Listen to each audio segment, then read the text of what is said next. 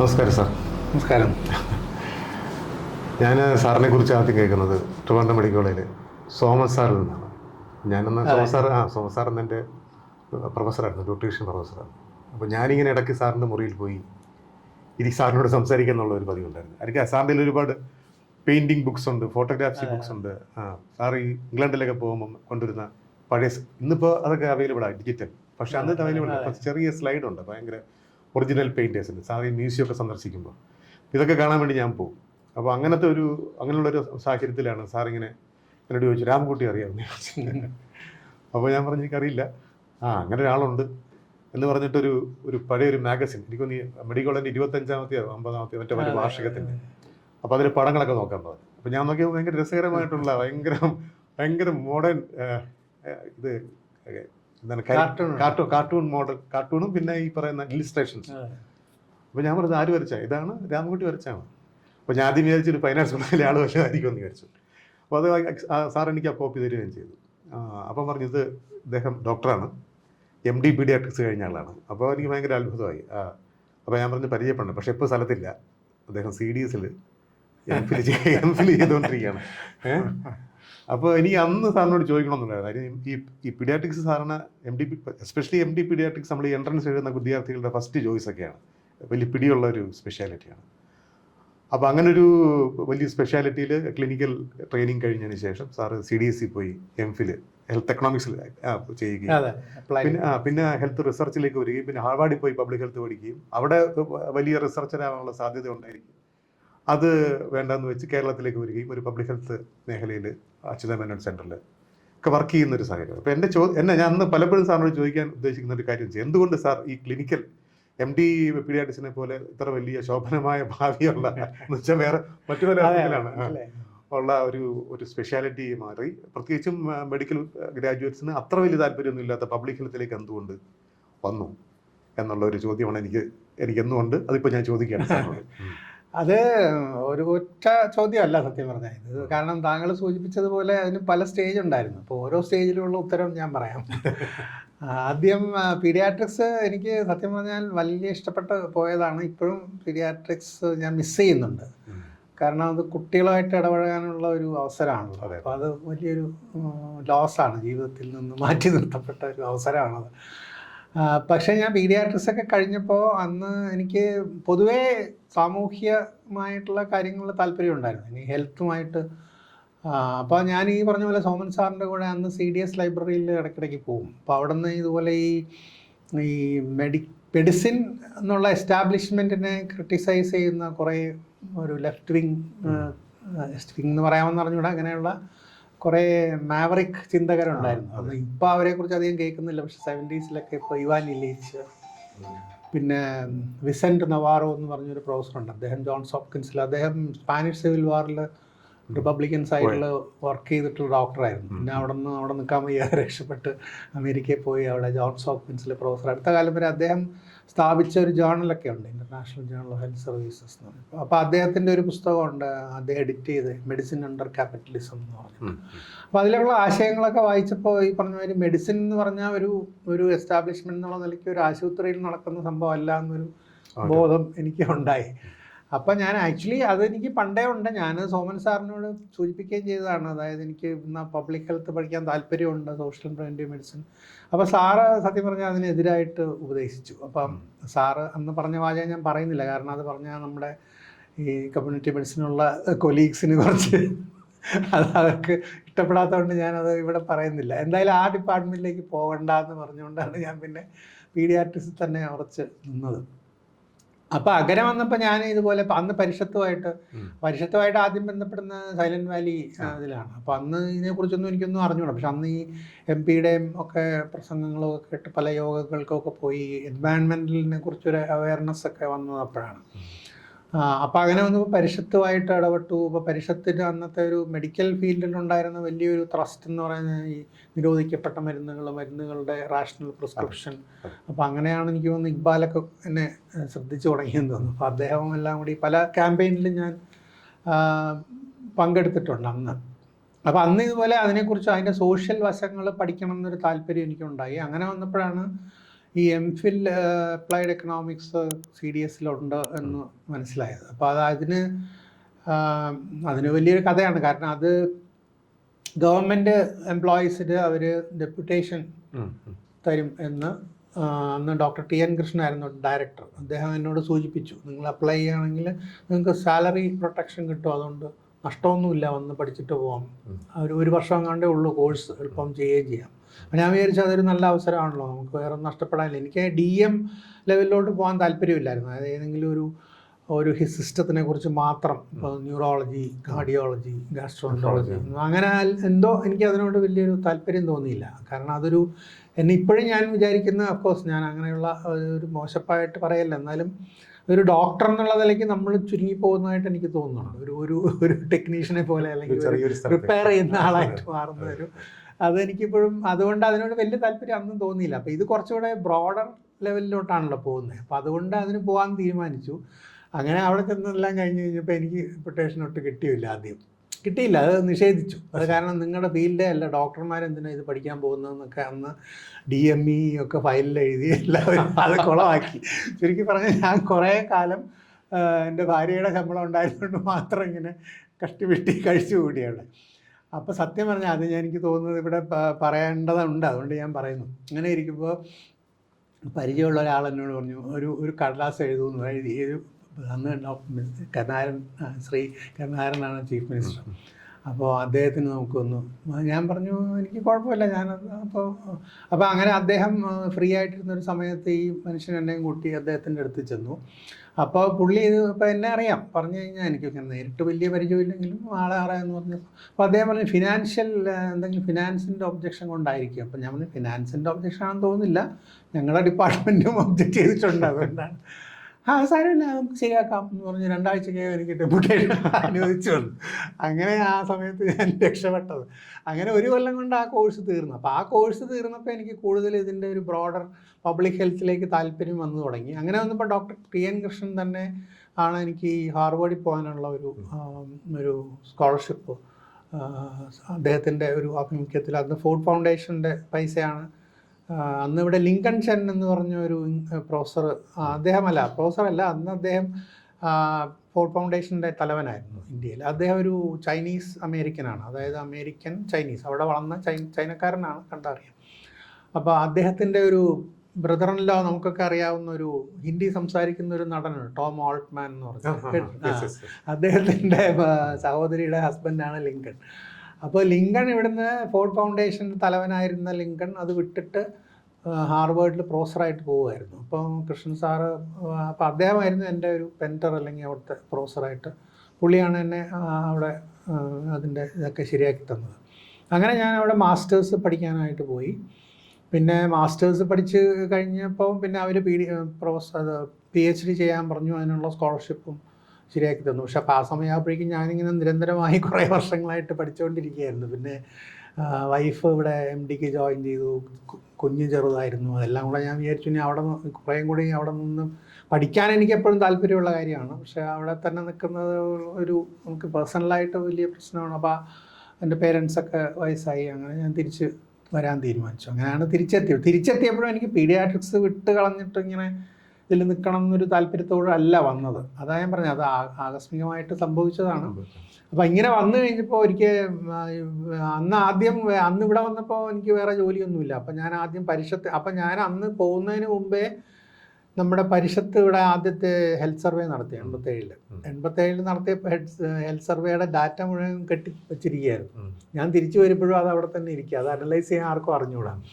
അപ്പോൾ ഇവിടെ വന്നപ്പോൾ നമ്മുടെ CP നാരായണനും എല്ലാം കൂടെ പറഞ്ഞു, ഇന്ന് രാമൻകുട്ടിയെ ഏൽപ്പിക്കാം അനലൈസ് ചെയ്യാമെന്ന് പറഞ്ഞു. ഞാനത് ഏറ്റെടുത്തു. അങ്ങനെ 5-6 മാസം കൊണ്ട് അതൊരു വിധത്തിലൊരു ടേബിൾസൊക്കെ ഉണ്ടാക്കി. അന്ന് ഭാഗ്യത്തിന് ഒരു CDSലുണ്ടായിരുന്ന ഒരു പ്രോഗ്രാമറുണ്ടായിരുന്നു, ജോജി എന്ന് പറഞ്ഞു. അദ്ദേഹത്തിൻ്റെ ഒരു സ്കില്ല് കൊണ്ടാണ് അത് മുഴുവൻ അനലൈസ് ചെയ്തത്. അങ്ങനെ ആ സംഭവം നടന്നു. അത് കഴിഞ്ഞപ്പോഴാണ് ഡോക്ടർ വലിയത്താൻ, അദ്ദേഹത്തിൻ്റെ ഒരു റൈറ്റ് ഹാൻഡ് മാൻ ഉണ്ടായിരുന്നു, നാരായണസ്വാമി എന്ന് പറഞ്ഞു. അദ്ദേഹത്തിനെ ആദ്യം ആർക്കും അറിഞ്ഞൂടാ, പക്ഷെ പുള്ളിയായിരുന്നു എപ്പോഴും സാറിൻ്റെ വലം കൈ. നാരായണസ്വാമി ഒരു ദിവസം എന്നെ വിളിച്ചിട്ട് പറഞ്ഞു, സാറിനെ കാണണം എന്ന് പറഞ്ഞു. അപ്പോൾ ഞാൻ വന്നപ്പോൾ സാറ് പറഞ്ഞു, എനിക്കിങ്ങനെ ഒരു ആഗ്രഹമുണ്ട്, അവിടെ ഒരു സോഷ്യൽ മെഡിസിൻ സെറ്റപ്പ് ഉണ്ടാക്കണം. അപ്പോൾ അതിനിപ്പോൾ ഞാൻ കേട്ടെടുത്തോളം രാമൻകുട്ടിക്ക് അതിൽ താല്പര്യമുണ്ട്, അങ്ങനെയാണെങ്കിൽ ജോയിൻ ചെയ്യാമോ എന്ന് ചോദിച്ചു. അപ്പോൾ ഞാൻ ശരി ജോയിൻ ചെയ്യാം. പക്ഷെ അദ്ദേഹം പറഞ്ഞു ഇപ്പോൾ ഒരു പെർമനൻറ്റ് പൊസിഷനൊന്നും ഓഫർ ചെയ്യാനില്ല, ഞാനിപ്പോൾ ഒരു പ്രോജക്റ്റ് എന്നുള്ള നിലയ്ക്ക് തുടങ്ങാം, പക്ഷേ 3-4 കൊല്ലം കഴിയുമ്പോൾ ചിലപ്പോൾ ശരിയാവും എന്നും പറഞ്ഞുകൊണ്ട് ആണ് ഞാൻ തുടങ്ങിയത്. അപ്പോൾ ഞാൻ ഒരു ടെമ്പററി ജോബിലാണ്. അപ്പോൾ എനിക്ക് 34-35 വയസ്സായി. അപ്പോൾ ബാക്കി എല്ലാവരും സെറ്റിൽഡായി, നമ്മുടെ കൂട്ടുകാരും ഒക്കെ. എന്നാലും ഞാൻ ട്രിവാൻഡ്രത്താണല്ലോ എന്ന് വിചാരിച്ച് അതിൽ ജോയിൻ ചെയ്തു. പക്ഷേ 2-3 അപ്പോൾ അവിടെ ശ്രീത്രയിലുള്ള പ്രശ്നം, അവിടെ പ്രൈവറ്റ് പ്രാക്ടീസ് ഒന്നും അലൗഡ് അല്ല. അപ്പോൾ പിന്നെ എനിക്ക് പീഡിയാട്രിക്സ് പ്രാക്ടീസ് ചെയ്യാനൊരു സ്കോപ്പ് ഇല്ലാതെയായി. അപ്പോൾ അങ്ങനെ ആയി പിന്നെ അവിടെ തന്നെ അങ്ങ് ഉറച്ചു. പിന്നീട് ആ പരിപാടി ഒരു സ്റ്റേജ് എത്തിയപ്പോൾ എനിക്ക് മനസ്സിലായി ഇതിങ്ങനെ അങ്ങോട്ട് സാറ് വിചാരിച്ച പോലെ മുമ്പോട്ട് പോകുന്നില്ല. അപ്പം ഞാനത് വിടാൻ തീരുമാനിച്ചിരിക്കുന്ന സമയത്താണ് അച്യുതമേനോൻ സെൻറ്റർ തുടങ്ങാൻ സാറ് തീരുമാനിക്കുക. അപ്പോൾ പിന്നെ അവിടെ ആയിപ്പോയി. അങ്ങനെയാണ്. അപ്പോൾ അതാ ഞാൻ പറഞ്ഞത്, ഇതിൽ പല സ്റ്റേജിൽ ഉണ്ട്.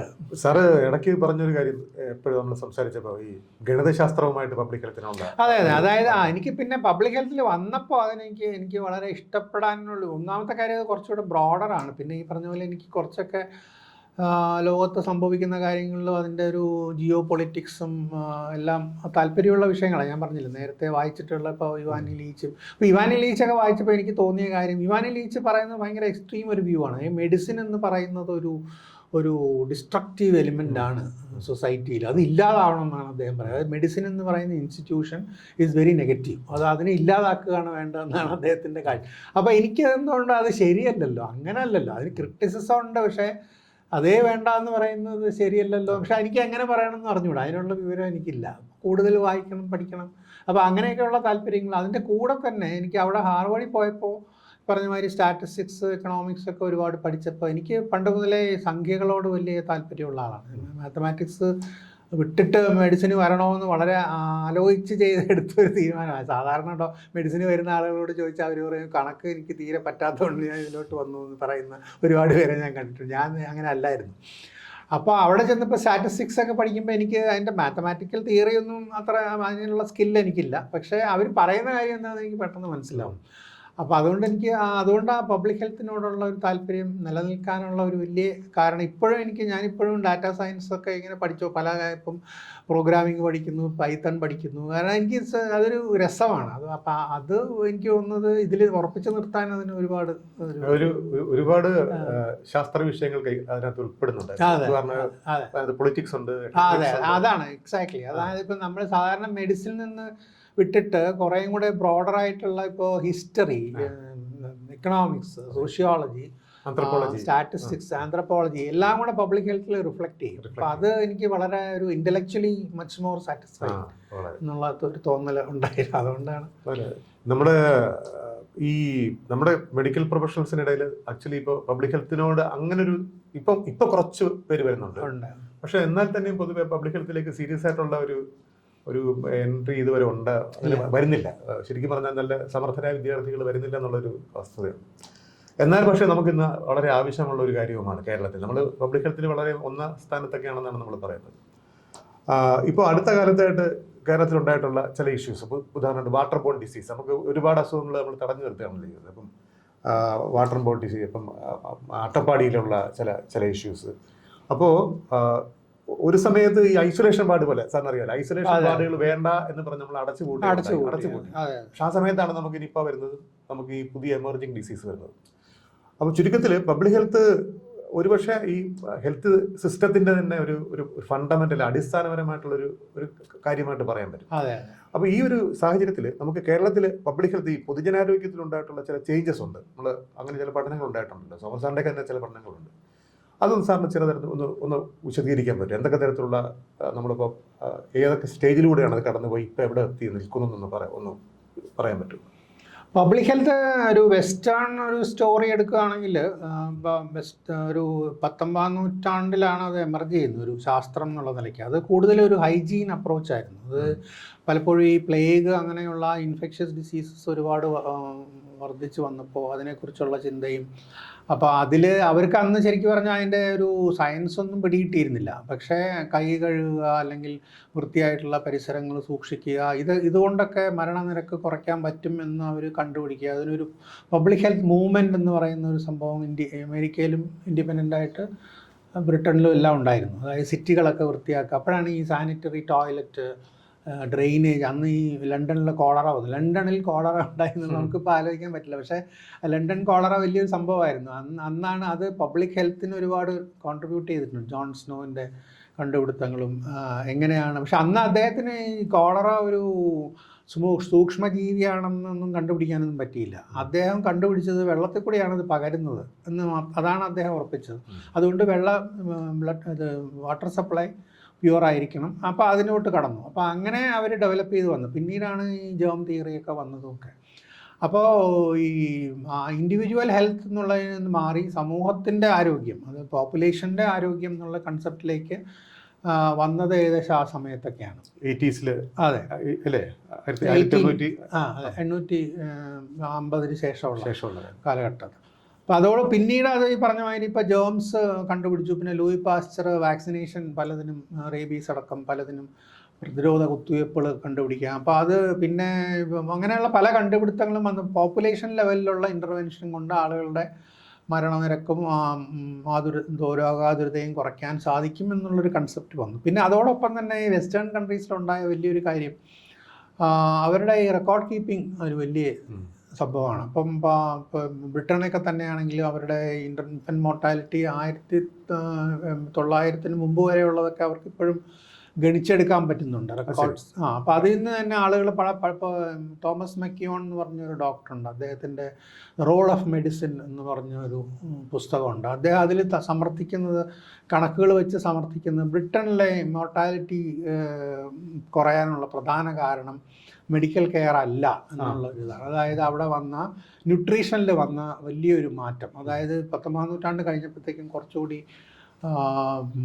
ഫുഡ് മെറ്റീരിയൽ അവൈലബിളായി, ഫുഡ് സേഫ്റ്റി, ആർക്കും പട്ടിണി കിടക്കേണ്ടാത്ത ഒരവസ്ഥ യൂറോപ്പിൽ വന്നു. അതും അതോടൊപ്പം തന്നെ ഇതുപോലെ ഹൈജീൻ മൂവ്മെൻറ്റ്സും എല്ലാം കൂടെ വന്നിട്ടാണ് മരണനിരക്ക് കുറഞ്ഞത്. അല്ലാതെ മെഡിക്കൽ കെയറിന് അതിന് വലിയ റോളൊന്നുമില്ല. അതുപോലെയുള്ള പഠനങ്ങൾ പലതിലും നടത്തുന്നുണ്ട്. ഇപ്പോൾ ട്യൂബർക്ലോസിനെ കുറിച്ച് പഠിക്കുന്നവർ പറഞ്ഞു യൂറോപ്പിലൊക്കെ ട്യൂബർക്ലോസിസ് ഇല്ലാതായതൊക്കെ ഈ ട്യൂബർക്ലോസിൻ്റെ മരുന്നൊക്കെ കണ്ടുപിടിക്കുന്നതിന് എത്രയോ മുമ്പാണ്.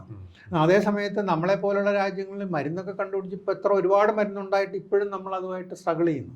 അപ്പോൾ അവിടെയാണ് ഈ ഇൻഡിവിജ്വൽ കെയറും പബ്ലിക് ഇൻ്റർവെൻഷനുമായിട്ടുള്ള ഒരു കോൺട്രാസ്റ്റ് വരുന്നത്. പബ്ലിക് ലെവലിൽ പല ഇൻ്റർവെൻഷൻസും ആവശ്യമാണ് എന്നൊരു കോൺസെപ്റ്റ് അവർ അങ്ങനെയാണ് അത് വളർന്നത്. നേരത്തെ തന്നെ യൂറോപ്യൻ രാജ്യങ്ങളിൽ അത് ഉണ്ടായിരുന്നുള്ളതാണ് സോഷ്യൽ ഇൻ്റർവെൻഷൻ പ്രധാനപ്പെട്ട. അതോടൊപ്പം വേറെ പല ഇപ്പോൾ ഈ പറഞ്ഞ മാതിരി അതിന് പല ശാസ്ത്രങ്ങളും കോൺട്രിബ്യൂട്ട് ചെയ്തു. ഇപ്പോൾ സ്റ്റാറ്റിസ്റ്റിക്സ്, ഇപ്പോൾ ഈ ബ്രിട്ടനിലാണ് ഇപ്പോൾ റൊണാൾഡ് ഫിഷറിൻ്റെയൊക്കെ കാലത്ത് ആദ്യം ഈ 20-ാം നൂറ്റാണ്ടിലെ ആദ്യത്തെ സമയത്താണ് അദ്ദേഹം ജോലി ചെയ്തിരുന്ന ഒരു എക്സ്പെരിമെൻ്റൽ സ്റ്റേഷനിലായിരുന്നു, കൃഷിയെക്കുറിച്ച് പഠിക്കുന്ന റൊതാംസ്റ്റഡ് എക്സ്പെരിമെൻ്റൽ സ്റ്റേഷൻ എന്ന് പറഞ്ഞത്. അപ്പോൾ അവിടെ നടന്ന കൃഷി പഠനങ്ങളിൽ നിന്നാണ് അദ്ദേഹം ഈ സ്റ്റാറ്റിസ്റ്റിക്കൽ മെത്തഡോളജി ഡെവലപ്പ് ചെയ്ത് അത് പിന്നെ മെഡിക്കൽ ലെവലിലേക്ക് അപ്ലൈ ചെയ്യായിരുന്നു. ഏതാണ് നല്ലത്, ഇപ്പോൾ 2 മരുന്നുകൾ, ഒരു മരുന്ന് പ്രയോഗിക്കുമ്പോൾ അതിന് ഫലപ്രാപ്തി ഉണ്ടോ എന്ന് അറിയാൻ നമുക്ക് വേറെ മെത്തഡോളജി ഒന്നുമില്ല, ആളുകൾ പറയുന്നത് മാത്രമേ ഉള്ളായിരുന്നു. പക്ഷെ അത് കണക്കുകൾ വെച്ച് പ്രൂവ് ചെയ്തുകൊണ്ട് ഇന്ന മരുന്ന് മറ്റേതിനേക്കാളും മെച്ചമാണ് എന്നൊക്കെയുള്ള പരീക്ഷണങ്ങൾ നടത്താനുള്ള, അപ്പോൾ അതോടൊപ്പം പിന്നെ 50കളൊക്കെ കഴിഞ്ഞപ്പോഴത്തേക്കും പിന്നെ കമ്പ്യൂട്ടർ വന്നു. അപ്പോൾ ലാർജ് സ്കെയിൽ ഡാറ്റ ഹാൻഡിൽ ചെയ്യാനുള്ള ഒരു കപ്പാസിറ്റി വന്നു. അപ്പോൾ ആ രീതിയിലാണ് അവർ ഡെവലപ്പ് ചെയ്ത് പോയത്. അപ്പോൾ ഈ വെസ്റ്റിലെല്ലാം സംഭവിച്ചിരിക്കുന്ന ഒരു കാര്യം, ഈ പബ്ലിക് ഹെൽത്ത് എന്ന് പറയുന്നത് ഒരു മെഡിക്കൽ സ്പെഷ്യാലിറ്റി എന്നതിൽ നിന്ന് അവർ കുറേ കാലമായിട്ട് അതിൽ നിന്ന് മാറി, ആ കൺസെപ്റ്റിൽ നിന്ന് മാറി. ഇപ്പോൾ അമേരിക്കയിലാണെങ്കിൽ തന്നെ സ്കൂൾ ഓഫ് പബ്ലിക് ഹെൽത്ത് എന്ന് പറയുന്നത് സ്കൂൾ ഓഫ് മെഡിസിൻ പോലെ വേറൊരു സ്ഥലമാണ്. അപ്പോൾ അവിടെ ഡോക്ടർമാർക്ക് പഠിക്കാം എന്നുള്ളത് മാത്രമേ ഉള്ളൂ, അല്ലാതെ ഡോക്ടർമാർ മാത്രമേ പഠിക്കാവൂ എന്നുള്ളതല്ല. അപ്പോൾ അവിടെ വേറെ ബാക്കി സാധാരണ സയൻസ് പഠിക്കുന്നവർ പഠിക്കും, എൻവയൺമെൻറ്റൽ സയൻസസ് പഠിക്കുന്നവർ പബ്ലിക് ഹെൽത്ത് പഠിക്കും, എഞ്ചിനീയേഴ്സ് പഠിക്കും. ഇപ്പോൾ എൻവയൺമെൻറ്റൽ എഞ്ചിനീയറിംഗ്, ബാക്ക്ഗ്രൗണ്ട് റേഡിയേഷൻ, അതിനെക്കുറിച്ചൊക്കെ പഠിക്കുന്ന ഒരുപാട് എഞ്ചിനീയേഴ്സ് പബ്ലിക് ഹെൽത്ത് ഡിഗ്രി എടുത്തിട്ടുള്ളവരാണ്. അപ്പോൾ അങ്ങനെയുള്ള ഒരു മൾട്ടി സ്പെഷ്യാലിറ്റി അല്ലെങ്കിൽ മൾട്ടി ഡിസിപ്ലിനറി ഫോഴ്സായിട്ട് പബ്ലിക് ഹെൽത്തിനെ വളർത്തിക്കൊണ്ടുവരാൻ അവർക്ക് സാധിച്ചിട്ടുണ്ട്. പക്ഷേ നമ്മുടെ നാട്ടിൽ എന്തുകൊണ്ടോ ഒരു മെഡിസിൻ്റെ ഒരു സബ് സ്പെഷ്യാലിറ്റിയാണ്. എനിക്ക് തോന്നുന്നു ഒരു കൊളോണിയൽ സമയത്തിൻ്റെ ഒരു ഹാങ് ഓവർ ആണെന്ന് തോന്നുന്നു. അന്നൊക്കെ ഈ അന്നത്തെ പബ്ലിക് ഹെൽത്ത് ഇന്ത്യയിൽ ഉണ്ടായിരുന്നു മെയിനായിട്ട് ഇപ്പോൾ ഈ കന്റോൺമെൻറ്റ് സ്റ്റേഷനുകളെ അങ്ങനെയൊക്കെ കേന്ദ്രീകരിച്ച് ഹോസ്പിറ്റൽ ബേസ്ഡ് അത് പ്രത്യേകിച്ച് നമ്മൾ നേരത്തെ പറഞ്ഞ പോലെ ഒരു ഹൈജീൻ അപ്രോച്ച് ആയിരുന്നു പ്രധാനം. അത് പ്രധാനമല്ല എന്നല്ല ഞാൻ പറയുന്നത്, പക്ഷേ അതാണ് പ്രധാനം. പബ്ലിക് ഹെൽത്ത് എന്ന് പറഞ്ഞാൽ അത്രയേ ഉള്ളൂ. അതിപ്പം ഡോക്ടർമാർക്ക് അറിയാവുന്ന കാര്യങ്ങളാണ് എന്നുള്ള ആ ഒരു കൺസെപ്റ്റിൽ നിന്ന് ഇപ്പോഴും നമ്മൾ പോയിട്ടില്ല. ഇപ്പോഴും നമ്മളിപ്പോൾ ഇവിടെ ആണെങ്കിലും ഇപ്പോൾ രാഷ്ട്രീയക്കാരാണെങ്കിലും ഒരു തീരുമാനം എടുക്കുമ്പോൾ പബ്ലിക് ഹെൽത്തിനെ കുറിച്ച് എന്തെങ്കിലും ചോദ്യം വരുമ്പോൾ ആദ്യം ചോദിക്കുന്നത് ഏറ്റവും പ്രാക്ടീസ് ഉള്ള ഡോക്ടറോടാണ്. അദ്ദേഹത്തിന് ദൈവം സഹായിച്ചതിനെ കുറിച്ചൊന്നും അറിയത്തില്ലായിരിക്കും. അത് ആ ഒരു പ്രശ്നമുണ്ട് നമുക്ക്. ഒരു എപ്പിഡമിക്സ് വന്നാലും ചോദിക്കുന്നത് സ്പെഷ്യലിസ്റ്റിനോടാണ്, കൂടുതൽ അങ്ങോട്ടായിരിക്കും. അതൊരു വ്യാപകമായിട്ടുള്ളൊരു തെറ്റിദ്ധാരണയാണ് ശരിക്കും പറഞ്ഞാൽ. ഈ നമ്മുടെ ഇപ്പോൾ കേരളത്തിൻ്റെ കാര്യം എടുത്തു കഴിഞ്ഞാൽ നമ്മളെല്ലാം അഭിമാനിക്കുന്ന കാര്യം, നമ്മൾ ഇന്ത്യയിലെ മറ്റിതര സ്റ്റേറ്റുകളെ അപേക്ഷിച്ച് നമ്മൾ വളരെ ഇക്കാര്യത്തിൽ വളരെ മുന്നോട്ടാണ്. പബ്ലിക് ഹെൽത്തിൽ പൊതുജനാരോഗ്യ രംഗത്ത് വളരെ മുന്നോട്ടാണ്. അപ്പോൾ പിന്നെ ആക്ച്വലി നമ്മൾ ആ ഒരു സ്റ്റേറ്റ്മെൻറ്റ് നമ്മൾ വളരെ അഡ്വാൻസ്ഡ് ആണെന്നുള്ള സ്റ്റേറ്റ്മെൻറ്റ്, എന്തുകൊണ്ടാണ് അങ്ങനെ ഒരു സ്റ്റേറ്റ്മെൻറ്റ് ആക്ച്വലി വരാനുള്ള കാരണം എന്താണ്? ഈസ് ഇറ്റ് ഒരു യാഥാർത്ഥ്യമാണോ അതോ നമ്മൾ ശരിക്കും മുന്നിൽ തന്നെയാണോ? അല്ല, അതിൽ ഈ പറഞ്ഞ മാതിരി ആണെന്നും അല്ലെന്നും പറയാം. കാരണം ഇത് ഒരു സ്ട്രിക്ട്ലി ഒരു സ്റ്റാറ്റിസ്റ്റിക്കൽ സെൻസിൽ പറയുകയാണെങ്കിൽ ഇപ്പം നമ്മുടെ ലൈഫ് എക്സ്പെക്റ്റൻസിയും ഇൻഫന്റ് മോർട്ടാലിറ്റിയും ഒക്കെ നോക്കിക്കഴിഞ്ഞാൽ അതൊക്കെയാണ് കൂടുതലും ഈ ഹെൽത്ത് സ്റ്റാറ്റിസ്റ്റിക്സിൽ റിഫ്ലക്റ്റ് ചെയ്യുന്നത്. ഫെർട്ടിലിറ്റി ഡിക്ലൈനും അതുപോലെ ലോഞ്ചിവിറ്റിയും ഒക്കെയാണ്. അപ്പോൾ അങ്ങനെ നോക്കുമ്പോൾ തീർച്ചയായിട്ടും മറ്റ് സ്റ്റേറ്റുകളിലേക്കാളും നമ്മൾ കുറേയൊക്കെ മെച്ചമാണ്. അത് പക്ഷേ ഒരു ഹിസ്റ്റോറിക്കൽ ഇതാണ്. ഇപ്പോൾ പല ആളുകളും ഇത് പഠിച്ചിട്ട് ഞാൻ തന്നെ നോക്കിയിട്ടുണ്ട്. പഴയ ഡാറ്റയൊക്കെ നോക്കുമ്പോൾ തിരുവാങ്കൂർ കൊച്ചിയുടെ ഡാറ്റ പോലും മറ്റ് സംസ്ഥാനങ്ങളെക്കാളും ബെറ്ററാണ്. അത് ഇപ്പോഴൊന്നും ഉള്ളതല്ല. അത്രയോ ഇൻഫന്റ് മോർട്ടാലിറ്റിയുടെ കാര്യത്തിൽ നമ്മുടെ ഈ ഇൻഫന്റ് മോർട്ടാലിറ്റി നമ്മുടെ ഇവിടെ താണു നിൽക്കുന്നത് ഒരു റീസെന്റ് ഫിനോമിനൻ അല്ല. അപ്പം എല്ലാവരും വളരെ കൂടുതലായിരുന്നു, നമ്മളത് കുറച്ച് കുറവായിരുന്നു. അത് പിന്നെ എല്ലാവരും നമ്മൾ വളരെ 70 കഴിഞ്ഞപ്പോൾ വളരെ നന്നായിട്ട് താണു വന്നു. അതിലൊരു പ്രധാന കാരണം ഈ ഇൻസ്റ്റിറ്റ്യൂഷണൽ ബർത്ത്സും അത് വലിയൊരു കാര്യമാണ്. അതിപ്പോൾ ഞാൻ കുറച്ച് കാണുകയല്ല. ഇപ്പോൾ ഹോസ്പിറ്റൽ ബേസ്ഡ് ഡെലിവറി അങ്ങനെയുള്ള പല അപ്രോച്ചുകളും. അപ്പോൾ ആൻറ്റിനേറ്റൽ കെയർ അത് വ്യാപകമായിട്ട് എല്ലാ സ്ത്രീകൾക്കും പൊതുവേ ഒരു സ്ത്രീകളുടെയും റീപ്രൊഡക്റ്റീവ് ഹെൽത്ത് എന്ന് പറയുന്നതിൻ്റെ ചില ബേസിക് ആയിട്ടുള്ള കാര്യങ്ങൾ ഇവിടെ നടപ്പാക്കാൻ സാധിച്ചു എന്നുള്ളത് ശരിയാണ്. പക്ഷേ ഞാൻ പറയുന്നത് അതൊരു റീസെൻറ്റ് ഫിനോമിനോ. ഈവൻ എനിക്ക് തോന്നുന്നു അത് രാജഭരണത്തിൻ്റെ കീഴിൽ പോലും അത് ഉണ്ടായിരുന്നു, അതിൻ്റെ ഒരു എലിമെൻറ്റ്സ് ഉണ്ടായിരുന്നു. അപ്പം ഒരു പ്രധാനപ്പെട്ട കാര്യം പറഞ്ഞാൽ എനിക്ക് തോന്നുന്നത് ഡോക്ടർ കൃഷ്ണൻ തമ്പി എന്ന് പറഞ്ഞൊരു ആളുണ്ടായിരുന്നു. അദ്ദേഹത്തിന് അന്ന് തിരുവാങ്കൂർ ഗവൺമെൻറ് ജോൺസ് ഹോപ്കിൻസിൽ അയച്ച് അദ്ദേഹം പബ്ലിക് ഹെൽത്തിൽ ഡോക്ടറേറ്റ് ഒക്കെ എടുത്തിട്ടുള്ള ആളാണ്. അദ്ദേഹമാണ് ആദ്യമായിട്ടൊരു പ്രൈമറി ഹെൽത്ത് സെൻറ്റർ എന്ന് പറയുന്ന കോൺസെപ്റ്റ് നെയ്യാറ്റിൻകരയോ അവിടെ കണ്ടാണ് അദ്ദേഹം സ്ഥാപിച്ചത്. അപ്പോൾ അദ്ദേഹം അന്ന് രോമൻ സാറ് തന്നെ പറയായിരുന്നു, സാറ് ഇത് പരിശോധിച്ചിട്ടുള്ളതാണ്. അതിൽ അന്ന് അദ്ദേഹം അവിടുത്തെ ആ ഒരു ഏരിയയിലെ ഇൻഫന്റ് മോർട്ടാലിറ്റി എല്ലാം ഗണിച്ച് വെച്ചിട്ടുണ്ട്. അത് നോക്കി കഴിയുമ്പോൾ അന്ന് ബാക്കി എവിടെ ഉള്ളതിനേക്കാളും കുറവായിരുന്നു. അത് 50കൾക്കൊക്കെ മുമ്പിലുള്ള കാര്യമാണ് പറയുന്നത്. അപ്പോൾ ആ ഒരു ട്രെൻഡ് തുടങ്ങിയിട്ടുണ്ട് ഇവിടെ അന്ന് മുതൽ. പിന്നെ അത് നമ്മൾ തീർച്ചയായിട്ടും അത് മെയിൻറ്റെയിൻ ചെയ്ത് കൊണ്ടുവന്നു. അപ്പോൾ അങ്ങനെ വന്നപ്പോൾ ഇതുപോലെ ആളുകൾ കൂടുതൽ സർവൈവ് ചെയ്യുന്നു എന്നുള്ളത് വാസ്തവമാണ്. പക്ഷേ അപ്പോൾ അതേ സമയത്ത് നമ്മളിപ്പോൾ ടെക്നിക്കലായിട്ട് പറയാറുള്ള സെക്കൻഡ് ജനറേഷൻ പ്രോബ്ലംസ് എന്ന് പറയും. അതായത് ഫസ്റ്റ് ജനറേഷൻ പ്രോബ്ലം സോൾവ് ചെയ്ത് കഴിയുമ്പോൾ നമുക്ക് ചില അടുത്ത ജനറേഷൻ പ്രോബ്ലം എന്ന് പറയുമ്പോൾ നമുക്ക് മരണനിരക്ക് കുറയ്ക്കും. എന്തൊക്കെ പറഞ്ഞാലും അതാണല്ലോ ആദ്യം. അതെ, അത് നമ്മൾ കുറേയൊക്കെ സാധിച്ചെടുത്തിട്ടുണ്ട്. പക്ഷേ ഇതിൽ 2-3 കാര്യം നമ്മൾ അറിയേണ്ടത്, ഈ ഇങ്ങനെയുള്ള ട്രെൻഡ് ഇപ്പോഴും നമ്മുടെ ഒരു വിചാരമുള്ളത് അതിങ്ങനെ താണു പോയിക്കൊണ്ടിരിക്കുന്നതാണ്. അത് ശരിയല്ല. നമ്മുടെ ഏറ്റവും വലിയ ഉദാഹരണം എന്ന് പറയുന്നത് സോവിയറ്റ് യൂണിയനാണ്. സോവിയറ്റ് യൂണിയൻ തകർന്നതോടുകൂടി അവിടുത്തെ ഈ ആരോഗ്യ സൂചികളെല്ലാം പുറകോട്ട് പോയി. കാരണം അവരുടെ പബ്ലിക് ഹെൽത്ത് സിസ്റ്റം തകർന്നു പോയല്ലോ. അത് എന്തൊക്കെ പറഞ്ഞാലും അവരൊരു പബ്ലിക്കിന് ആക്സസിബിൾ ആയിട്ടുള്ള ഒരു ഹെൽത്ത് സിസ്റ്റം ഉണ്ടാക്കിയിരുന്നു. Public health primary health care എന്ന് പറയുന്ന ലെവലിൽ. അപ്പോൾ അത് മുഴുവൻ പോയിട്ട് ഇതെല്ലാം പ്രൈവറ്റൈസ് ചെയ്തു. ആളുകളുടെ കയ്യിൽ പൈസയില്ല. അതോടുകൂടി അവരുടെ പിന്നെ അത് വേറെ ചില കാരണങ്ങളുണ്ട്. റഷ്യക്ക് മാത്രം പെക്യുലറായിട്ടുള്ള എക്സ്ട്രീം ഹൈ സ്മോക്കിംഗ്, ആൽക്കഹോളിസം അങ്ങനെയൊക്കെയുള്ള അതുകൊണ്ട് മെയിൽ മോർട്ടാലിറ്റി അവർ ഭയങ്കരമായിട്ട് പുറകോട്ട് പോയി. ഇടയ്ക്ക് വെച്ച് റഷ്യ ആയിരുന്നു വളരെ ഈ പല ഏഷ്യൻ രാജ്യങ്ങളെക്കാളും മോശം ലെവലിലോട്ട് റഷ്യ പോയി ഈ പോസ്റ്റ് ഈ കൊളാപ്സിന് ശേഷമുള്ള റഷ്യ. അപ്പോൾ അതുകൊണ്ട് നമുക്കും അതൊക്കെ സംഭവിക്കാമെന്നുള്ളത് നമ്മളെപ്പോഴും കരുതണം. അതായത് ഒരു ലെവലിൽ നിന്ന് പുറകോട്ട് പോകില്ല എന്നുള്ളൊരു വിചാരം തെറ്റിദ്ധാരണയാണ്. അതായത് ബേസിക്കലി ഒരു പൊളിറ്റിക്കൽ സിസ്റ്റം, ഹെൽത്ത് പോളിസി മുതലായ കാര്യങ്ങൾ, എക്കണോമിക്സ്, അതുമായിട്ട് ബന്ധപ്പെട്ട കാര്യങ്ങളാണ്. അതെ അതെ. അപ്പൊ അത് അതാണ് അത്. പക്ഷേ ഇപ്പം ഞാൻ പറയും, ഇപ്പോൾ WHO ആയാലും നമ്മുടെ കോളേജുകളാണ് എല്ലാവരും സോഷ്യൽ ഡിറ്റർമിനൻസ് ഹെൽത്ത്. അപ്പോൾ എനിക്ക് സത്യം പറഞ്ഞാൽ പലപ്പോഴും തമാശ തോന്നിയിട്ടുണ്ട്. നമ്മളൊക്കെ ഇത് എത്രയോ കാലമായിട്ട് പറയുന്നു, പക്ഷെ അന്നൊന്നും ആരും ശ്രദ്ധിക്കുക. പെട്ടെന്ന് എവിടുന്നോ WHO ഒരു ലേഖനം അല്ലെങ്കിൽ ഏതെങ്കിലും തായ്പ് പറയുന്ന ഉടനെ social determinants health, gender important ആണ്, എക്കണോമിക്സ് ഇമ്പോർട്ടൻ്റ് ആണ് ഹെൽത്തിൽ എന്നൊക്കെ പെട്ടെന്ന് കണ്ടുപിടിക്കുന്ന പോലെയാണ് ഇപ്പോൾ പറയുന്നത്. പക്ഷെ അത് പിന്നെ എന്ത് ചെയ്യാൻ പറ്റും? ഒരു പോപ്പുലർ ഒരു ബിലീഫ് എന്ന് വെച്ചാൽ നമ്മുടെ ഹോസ്പിറ്റല് വലിയ പൊക്കമുള്ള ഹോസ്പിറ്റൽ, പല നിലകളിലുള്ള ഹോസ്പിറ്റൽ, അവിടെ നല്ല എക്യുപ്മെൻറ്റ്സ്, പിന്നെ അവിടെ നല്ല നല്ല ഭംഗിയുള്ള തറ, കാറ് പാർക്ക് ചെയ്യാനുള്ള സ്ഥലം, ഇതൊക്കെ വന്നു കഴിഞ്ഞാൽ നമ്മുടെ ആരോഗ്യം മെച്ചപ്പെട്ടു എന്നൊരു ധാരണയുണ്ട്. ആ ധാരണ ആക്ച്വലി ഒരു ശരിയായ ധാരണയല്ല. അതൊരു ഒരു നമ്മുടെ ഒരു മിഥ്യാബോധമാണെന്നുള്ളതാണ് സാർ പറഞ്ഞതിൻ്റെ മറ്റൊരു വശം, അല്ലേ? അങ്ങനെ അതുകൊണ്ട് മാത്രമായില്ല. അത് ഉണ്ടെങ്കിൽ നല്ലത് തന്നെ, പക്ഷെ അതല്ല പ്രധാനം ഒരു പക്ഷേ. അപ്പോൾ ആ ഒരു രീതിയിലാണ് നമ്മളിപ്പോൾ പുതിയ നമ്മുടെ ഹെൽത്ത് ചലഞ്ചസ് ഉണ്ട്. ഉദാഹരണമായിട്ട് ഇപ്പോൾ നിപ്പ തന്നെ നമുക്ക് ആവർത്തിച്ച് വരുന്നു. നമുക്ക് കോവിഡ് നമുക്ക് വന്നു കഴിഞ്ഞു, കോവിഡ് നമുക്ക് വന്നല്ലോ. അപ്പോൾ നമ്മൾ ആദ്യ സൈക്കിളിനകത്ത് നമുക്ക് മരണനിരക്ക് കുറവാണെങ്കിൽ രണ്ടാം സൈക്കിളിനകത്ത് നമുക്ക് ശരിക്കും നല്ല ഭീകരമായിട്ട് അത് വന്നു.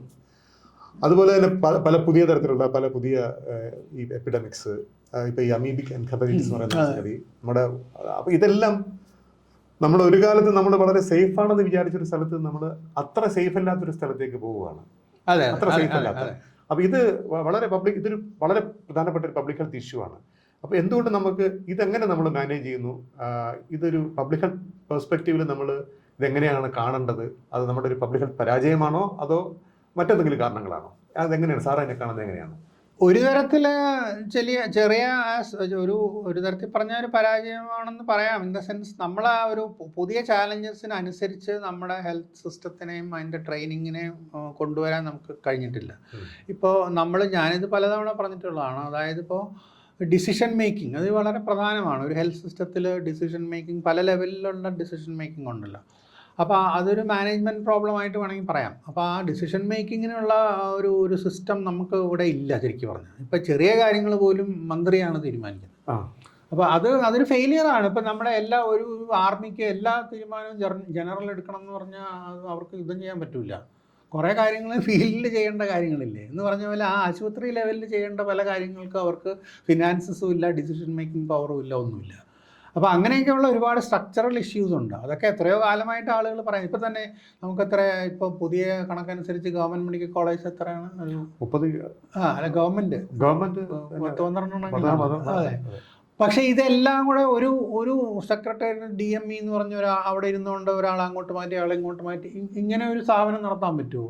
ഇപ്പം ഞാനിപ്പോൾ നമുക്കറിയാം പ്രൈവറ്റ് കോളേജസിൽ എന്തൊക്കെ പറഞ്ഞാൽ അവരുടെ ഒരു വലിയൊരു സൗകര്യം എന്ന് പറഞ്ഞാൽ തീരുമാനം അവരപ്പോൾ അവിടെ എടുക്കും.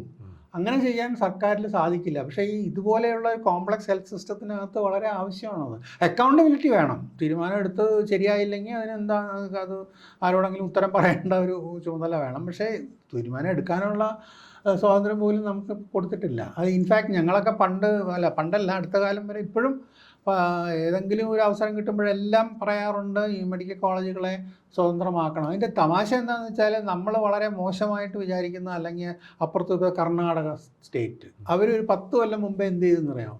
ബാംഗ്ലൂർ മെഡിക്കൽ കോളേജ്, അവരുടെ ഏറ്റവും പ്രസ്റ്റീജിയസ് അവർക്ക് ഗവൺമെൻറ് കോളേജസ് കുറവാണ്. ബാംഗ്ലൂർ മെഡിക്കൽ കോളേജും ഹൂബ്ലിയിൽ 2 എണ്ണമാണ് പ്രധാനമായിട്ടുള്ളത്. അതിന് രണ്ടുപേരും പ്രത്യേക ഒരു സൊസൈറ്റി പോലെയുണ്ട്. ഗവൺമെൻറ്റിൻ്റെ കീഴിൽ തന്നെ ഒരു ഓട്ടോണമസ് സൊസൈറ്റി ഉണ്ടാക്കി അവർക്ക് സ്വാതന്ത്ര്യം കൊടുത്ത് ഫണ്ടും കൊടുത്ത് നിങ്ങൾ നടത്തിക്കും. ഗവൺമെൻറ്റിൻ്റെ കീഴിൽ. അപ്പോൾ അതാണ് എല്ലായിടത്തും നടക്കുന്നത്. ഗവൺമെൻറ് എന്ന് പറയുമ്പോൾ അത് സെൻട്രലൈസ്ഡ് ആയിരിക്കണം എന്നൊരു കൺസെപ്റ്റ് നമ്മളെ മനസ്സിൽ നിന്ന് ഇപ്പോഴും വിട്ടുപോകുന്നില്ല. അതെ, ഗവൺമെൻറ്റിൻ്റെ കീഴിൽ ഗവൺമെൻറ്റിൻ്റെ അണ്ടർ വളരെ നിയന്ത്രണത്തിലായിരിക്കും, എന്നാലേ ശരിയാകൂ എന്നുള്ളൊരു തോന്നലാണ്. അത് പലപ്പോഴും അത് ദോഷമാണ്. കാര്യം ഞാൻ അടുത്ത വാഷിങ്ടൺ മാനുവലിൻ്റെ ഒരു സൗത്ത് ഏഷ്യൻ എഡീഷൻ ഇറക്കി. അപ്പോൾ ഞാനത് സൗത്ത് ഏഷ്യൻ എഡീഷനകത്ത് നമ്മൾ ഇന്ത്യ എന്നുള്ള ഒരുപാട് ഡോക്ടർമാർ അതിനകത്ത് എഴുതിയിട്ടുണ്ട്. അപ്പോൾ ഞാൻ ഒരു രസത്തിന് അതെല്ലാം നോക്കി എവിടെ നിന്നൊക്കെയാണ്. പക്ഷേ നമ്മുടെ ഈ എക്സ്പേർട്സ് എല്ലാം അവർ ചൂസ് ചെയ്തിരിക്കുന്നത് കർണാടകത്തിൽ നിന്ന്, കുറച്ച് പേര് തമിഴ്നാട്ടിൽ നിന്ന്, കൽക്കട്ടയിൽ നിന്ന്, ബോംബെയിൽ നിന്ന്. ഒരൊറ്റ ആൾ പോലും ശരിക്കും പറഞ്ഞാൽ നമ്മുടെ കേരളത്തിൽ നിന്നില്ലെന്നുള്ളതാണ്. ഒരു കാലത്ത് ഞാനിപ്പോൾ ആലോചിക്കും, ഒരു കാലത്ത് വളരെയധികം പ്രഗത്ഭന്മാരായിട്ടുള്ള എത്രയോ ഡോക്ടർമാരുള്ള അങ്ങനെയുള്ള മെഡിക്കൽ കോളേജുകൾ നമ്മൾ ഇപ്പോഴുള്ള ആൾക്കാർ മോശമെന്നല്ല ഞാൻ പറഞ്ഞു, പക്ഷേ അത് ഡോക്ടർമാരുടെ കഴിവിനേക്കാൾ ഇപ്പോൾ ഇൻസ്റ്റിറ്റ്യൂഷനകത്തുണ്ടായിട്ടുള്ള ഒരു ഡീജനറേഷൻ ആണെന്ന് എനിക്ക് തോന്നുന്നത്. ഈ സിസ്റ്റത്തിൻ്റെ ഒരു ബഹുമാന്യത നഷ്ടപ്പെട്ടു എന്ന് അങ്ങനെ പലപ്പോഴും തോന്നുന്നു. അത് ശരിയല്ല. അത് ശരിക്കും പറഞ്ഞാൽ അതെ, ശരിയാണ്. പല സ്റ്റേറ്റുകളും, ഈവൻ തമിഴ്നാട് ഇപ്പോൾ സത്യം പറഞ്ഞാൽ ഈവൻ ഇൻക്ലൂഡിങ് സ്റ്റാറ്റിസ്റ്റിക്സിൻ്റെ കാര്യത്തിൽ നമ്മളുമായിട്ട് വളരെ അടുത്ത് വരുന്നുണ്ട്. അടുത്ത കാലത്ത് തന്നെ ഒരു കാച്ചപ്പ് ചെയ്യുന്നതാണ് എനിക്ക് തോന്നുന്നത്. അവിടെയുള്ള ഒരു വ്യത്യാസം എന്ന് പറഞ്ഞാൽ അവരെപ്പോഴും ഇടയ്ക്കിടയ്ക്കൊക്കെ റിഫോം ചെയ്യും കാര്യങ്ങൾ. ഇപ്പോൾ അവർക്ക് 2-3 പബ്ലിക് ഹെൽത്തിന് ഒരു പ്രത്യേകം ഡിപ്പാർട്ട്മെൻ്റ് ഉണ്ട്, അതിനൊരു ഡയറക്ടറുണ്ട്, പിന്നെ പ്രൈമറി കെയറിന് മാത്രം വേറെ ലെവലിൽ, പിന്നെ ഹോസ്പിറ്റൽസിന് വേറെ. ആന്ധ്രക്കാർ ഹോസ്പിറ്റൽസിന് എല്ലാം കൂടെ വേറൊരു കോർപ്പറേഷൻ്റെ കീഴിലാക്കി ഒരുപാട് 10-25 കൊല്ലം മുമ്പേ ചെയ്തു.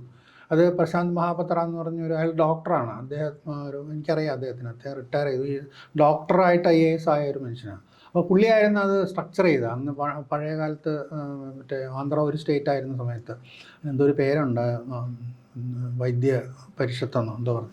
അത് അപ്പോൾ അതിന് അവർക്ക് സ്വതന്ത്രമായിട്ട് പറ്റും. ഗവൺമെൻറ്റിൻ്റെ കീഴിൽ തന്നെ സ്വതന്ത്ര ഏജൻസി ആയിട്ടാണ് പ്രവർത്തിക്കുന്നത്. ഇതുപോലെ എല്ലാം കൂടെ ഒരാളുടെ കീഴിൽ നിന്നുള്ള കൺസെപ്റ്റ്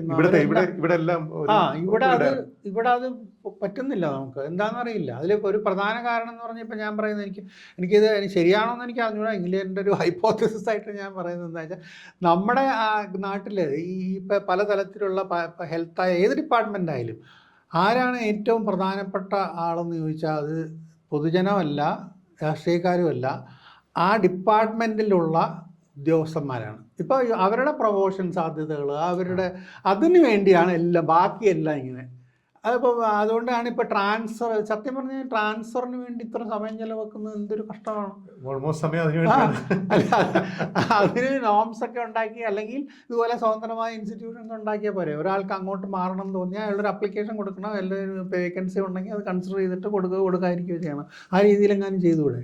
അപ്പം 2003-04 ഒറ്റ ഒരു നമ്മുടെ ആൻ്റണി സാറിൻ്റെ ഗവൺമെൻറ് ഉണ്ടായിരുന്നപ്പോൾ ഒരു ഇതുണ്ടായിരുന്നു, ഏഷ്യൻ ഡെവലപ്മെൻറ്റ് ബാങ്കിൻ്റെ ഒരു ലോൺ വാങ്ങിച്ചതിൻ്റെ കൂട്ടത്തിൽ ഒരു കൺസൾട്ടൻസി ഉണ്ടായിരുന്നു. അപ്പോൾ ഞാനതിലൊരു പങ്കാളിയായിരുന്നു. അപ്പോൾ എൻ്റെ അടുത്ത്, ഞാൻ ഹെൽത്തിൻ്റെ ആളായിരുന്നു.